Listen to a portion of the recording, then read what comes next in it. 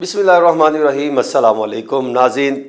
تین اہم ترین خبریں جو ہیں وہ آپ کے ساتھ شیئر کرنی ہیں۔ نمبر 1 کہ نون لیگ کا انتخابات سے قبل کون سا اہم فیصلہ کیا گیا ہے اور 2 دسمبر سے کون سی عالمی سطح پر نون لیگ جو ہے وہ سرگرمیاں شروع کرنے جا رہی ہے، اور بلکہ آپ یوں کہہ سکتے ہیں کہ امریکہ کے بجائے چینی بلاک میں کیا شمولیت کے امکانات کس حد تک اس سے جو ہے وہ روشن ہوتے دکھائی دے رہے ہیں، اور پھر اعلیٰ نون لیگی وفد کا جو ہے وہ جو نون لیگ کا جو وفد ہے وہ کون سے ملک جا رہا ہے، اور کیا مستقبل کے وزیر اعظم اس وفد کو لیڈ کریں گے۔ یہ بہت اہم ترین جو ہے وہ سوال ہے جو کئی حلقوں میں یہ بات چل رہی ہے۔ اور دوسرا جو ہے وہ ہم بات کریں گے الیکٹیبلز کا کہ مسلم لیگ نون میں جب سے شمولیت اختیار کرنا شروع کی ہے، جو مسلم لیگ نون نے دروازے کھولے تھے، یہ نون لیگ کے لیے درد سر بنتا چلا جا رہا ہے۔ یہ کیا معاملہ ہے اور نون لیگ کو کتنے اضلاع میں جو ہے وہ پریشانی اور مشکلات کا سامنا ہے، لیکن اس کے مد مقابل نون لیگ کا کیا پلان ہے کہ تاکہ وہ الیکٹیبلز کو بھی ساتھ رکھیں، اور جو مسلم لیگ نون کے کارکنان اور سینئر رہنما ہیں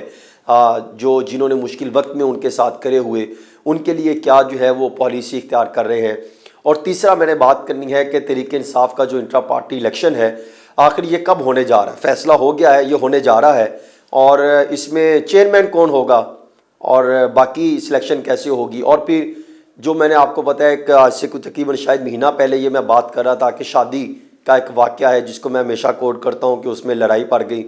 اب یہ شادی واقعی ہونے جا رہی ہے یا تاخیر ہے، اور اگر تاخیر ہے تو حتمی فیصلہ کب اور کیسے ہوگا، یہ یا وہ بڑے تو بیٹھ گئے یا نہیں بیٹھے، اس پر بھی ہم بات کریں گے۔ ناظرین، الیکٹیبلز کا جو معاملہ ہے، پہلے ذرا اس پر میں آ جاتا ہوں کہ مسلم لیگ نون میں جو شمولیت اختیار کر رہے ہیں، یہ نون لیگ کو ایسے لگتا ہے کہ مہنگا پڑتا چلا جا رہا ہے، کیونکہ نون لیگ کے 2 رہنما جنہوں نے بلکہ 2 کیا بے شمار ہیں، لیکن زیادہ تر وہ 2 جہاں سے بات شروع ہوئی تھی کہ جنہوں نے دن رات جو ہے مسلم لیگ نون کے لیے رات دن نیک کر دیا، اور اس وقت جب نون لیگ کے لیے بہت ہی مشکلات پیش تھی، بہت مشکل وقت تھا، لیکن اب جب پارٹی کو 4 چاند لگانے کی تیاریاں ہو رہی ہیں، اس وقت جو ہے نون لیگ کا اپنے دیرینہ کارکنان اور ہر مشکل گھڑی میں ڈٹ کر کھڑے رہنے والے کارکنوں کو مکمل طور پہ نظر انداز کرنا نون لیگ کے لیے جو ہے اس ٹائم مشکل بنتا چلا جا رہا ہے۔ چند روز سے جس طرح الیکٹیبلز کو نون لیگ میں شمولیت اختیار کروائی جا رہی ہے اور الیکٹیبلز اب نون لیگ میں آتے دکھائی دے رہے ہیں، اس سے میں یہ سمجھتا ہوں کہ الیکٹیبلز کی مسلم لیگ نون میں شمولیت کے معاملے پر پارٹی میں اعتراضات، خدشات، تحفظات جو ہے وہ سامنے آنا شروع ہو چکے ہیں، اور اس وقت نون لیگ کو تقریباً 35 حلقوں میں جو ہے وہ پریشانی ان کو ابتدائی طور پہ دکھائی دے رہی ہے، کیونکہ اگر دیکھا جائے تو پارٹی کو وسطی پھر ساؤتھ پنجاب، جنوبی پنجاب کے ساتھ ساتھ خیبر پختونخوا میں بھی جو ہے وہ اچھی خاصی مزاحمت کا سامنا کرنا پڑ رہا ہے۔ اسی طرح الیکٹیبلز کی شمولیت پر مختلف اضلاع سے مزاحمتی آوازیں جو ہیں وہ اس میں شدت آنا شروع ہو چکی ہیں۔ اب اگر وسطی پنجاب سے بات کریں تو وہاں پر سرگودا، جہلم، گجرات، فیصل آباد ڈویژن، ساہیوال ڈویژن، پھر سرگودا، بھکر، اور پھر اس کے ساتھ ساتھ جو ہے وہ راول پنڈی ڈویژن، اس سے جو ہے وہ اختلافی آوازیں بلند ہو رہی ہیں۔ یہاں تک کہ جنوبی پنجاب میں اگر بات کی جائے تو جس میں ملتان ہے، مظفر گڑھ ہے، خانے وال، میاں والی، رحیم یار خان، اور وہ ایک اور وہ جو ضلع ہے راجن پور سے الیکٹیبلز کی جو شمولیت پر جو ہے وہ شدید اعتراضات جو ہیں وہ اٹھائے جا رہے ہیں۔ اب مسئلہ یہ ہے کہ جو سابق اراکین قومی اور صوبائی اسمبلی ہیں اور ٹکٹ ہولڈرز ہیں، وہ الیکٹیبلز کی شمولیت پر جو ہے وہ ناخوش دکھائی دے رہے ہیں۔ اب الیکٹیبلز کے حلقوں سے تعلق رکھنے والے جو لیگی اراکین ہیں، لیگی رہنما ہیں، وہ کہتے ہیں کہ سابق دور میں سخت پوزیشن تو ہم نے کاٹی، مقدمات بھی ہم نے بھگتے، ہم مارے بھی کھاتے رہے، مشکل وقت میں بھی جو ہے وہ کھڑے رہے، ہم نے اس وقت حکومت کی طرف سے جو پرکشش اور آفرز جو پارٹی کے لیے ٹھکرانے کے لیے دی گئی تھی، وہ ہم نے مشکل وقت ختم ہونے پر اس دور میں اداروں کے جو ہمارے مخالفین تھے، ہم ان کے خلاف جو ہے وہ کھڑے رہے، ہم ان کے ساتھ نہیں بیٹھے۔ اب جو کیا جو اس وقت میں ہمارے خلاف کرے رہے تھے ہمارے مخالفین، اب انہی کو ہمارے سر پر لا کے بٹھا دیا ہے۔ اب لیگی اراکین نے، میری اطلاع یہ ہے کہ دھمکیاں بھی دی ہیں، دھمکی بیان اس طریقے سے انہوں نے سامنے رکھے ہیں، اپنے تحفظات سامنے رکھے ہیں کہ اگر ایسے ہی حالات رہے تو اپنے حلقوں کی عوام کی رائے ہم دیکھیں گے، جن کے لیے ہم نے سٹینڈ کیا، تو پھر ہم آزادانہ حیثیت سے انتخابی میدان میں اترنے کا فیصلہ کر سکتے ہیں۔ اب جو پارٹی قائد ہے نواز شریف صاحب، اس معاملے پر جو ہے وہ خود مداخلت کریں اور ہم سے براہ راست بات کریں، ان کا یہ بھی ڈیمانڈ ہے۔ پھر وہ یہ کہتے ہیں ہم کسی دوسرے لیڈر جو سیکنڈ لیڈر ہے اس سے ہم بات چیت نہیں کریں گے، جن جن علاقوں یا حلقوں میں پارٹی کمزور ہے صرف وہاں الیکٹیبلز کو پارٹی میں شمولیت جو ہے وہ شامل کیا جائے۔ ماضی میں انہی الیکٹیبلز نے ہمیشہ مسلم لیگ نون کو دھوکہ دیا ہے، اور جو اب پھر دوبارہ اس میں آ رہے ہیں۔ ویسے ہی میں آپ کو ایک چیز بتاؤں، کوئی یہ نئی بات نہیں ہے، ہمیشہ سے یہی ہوتا رہا ہے سیاسی جماعتوں میں، اپنے کارکنوں کو جب اقتدار میں آتے ہیں بھول جاتے ہیں۔ میں صرف آپ کو ایک واقعہ آپ کے سامنے رکھ دیتا ہوں کہ ایک دور تھا کہ ایک سابق وزیر اعلیٰ پنجاب وہ ایک میٹنگ لے رہے تھے ادھر 8 کلب میں، GOR1 جو وزیر اعلیٰ آفس کہلاتا ہے، تو وہاں پر ایک 2 MPs حضرات تھے جن کا ساؤتھ پنجاب سے تعلق تھا، وہ آئے اور ان سے ملاقات کرنے کی کوشش کر رہے تھے۔ انہوں نے کہا کہ ہم نے چیف منسٹر سے ملنا ہے، ہمارے پارٹی کے سینئر رہنما ہیں، کون ہمیں روکتا ہے، ہم ان سے ملاقات کریں گے۔ تو مجھے یاد ہے میں وہاں پر موجود تھا ایز اے رپورٹر، میں وہاں پہ رپورٹنگ کرنے کے لیے موجود تھا۔ تو میں نے وہاں پر دیکھا کہ وہاں پر وہ جو متعلقہ چیف منسٹر صاحب تھے وہ نکلے، انہوں نے آتے ساتھ دیکھا تو انہوں نے آ کے کہا کہ یہ کون ہے جو آوازیں دے رہا ہے، تو بلائیں ان کو۔ تو وہ ساتھ ہی وہ جو پرنسپل سیکرٹری صاحب تھے، اس ٹائم وہ فیڈرل سیکرٹری کی لگے میں، تو وہ آئے اور بڑی امپورٹنٹ فیڈرل منسٹری میں وہ آئے، تو انہوں نے کہا سر یہ 2 منسٹر ہیں، یہ جو MPs ہیں اور یہ ملاقات کرنا چاہ رہے ہیں۔ تو انہوں نے کہا کہ آئیں ذرا آپ ادھر، انگلی انہوں نے آگے، انہوں نے کہا آپ کو پتہ ہے کہ آپ جس حلقے سے، پہلے انہوں نے پوچھا کیا مسئلہ، انہوں نے کہا جی ہم 2 گھنٹے سے انتظار کر رہے ہیں، آپ ہمیں ملتے نہیں ہے، یہ ٹون تھی ان کی۔ چیف منسٹر صاحب آئے، انہوں نے کہا آپ کو پتہ ہے آپ جس حلقے سے الیکشن جیتے ہیں مسلم لیگ نون کی ٹکٹ پہ جیتے ہیں،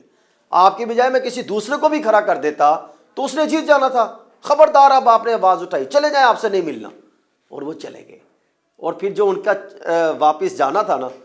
وہ دیکھ کے افسوس ہوا، ان کے پسینے نکلے ہوئے تھے، ان کی پریشانیوں کا یہ حال تھا کہ وہ خاموشی سے واپس چلے گئے۔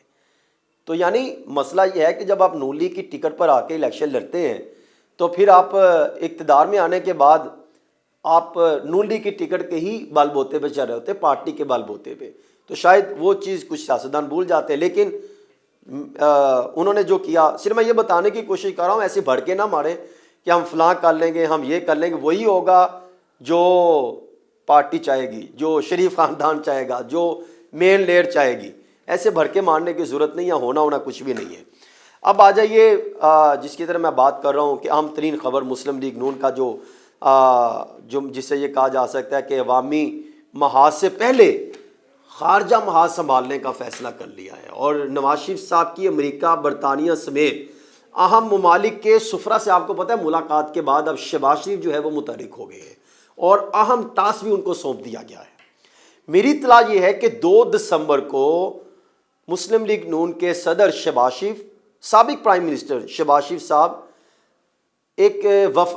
وفد کی قیادت کرتے ہوئے 3 روزہ دورے پر چین جا رہے ہیں، اور شہباز شریف چین میں جو اہم ترین کمیونسٹ رہنما ہیں اور حکومتی شخصیات ہیں ان سے ملاقات کریں گے، اور شہباز شریف دسمبر کے جب پہلے ہفتے چین کے دورے پر جائیں گے تو ان کو مکمل پروٹوکول سے ان کا استقبال کیا جائے گا،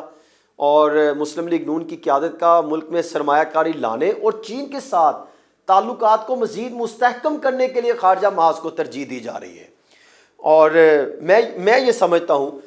کہ جتنا میری چینی ان کی جو رہنما یہاں پر آتے ہیں ان سے ملاقاتیں ہوئیں، سابق ایمبیسڈر سے ان کی ملاقاتیں ہوئیں، تو میں یہ سمجھتا ہوں کہ وہ شریف خاندان پر بہت زیادہ ٹرسٹ رکھتے ہیں، اور خاص طور پہ نواز شریف صاحب کے ساتھ ان کا ہے ہی ہے، لیکن شہباز شریف صاحب کے ساتھ ان کا بہت زیادہ گہرا تعلق ہے۔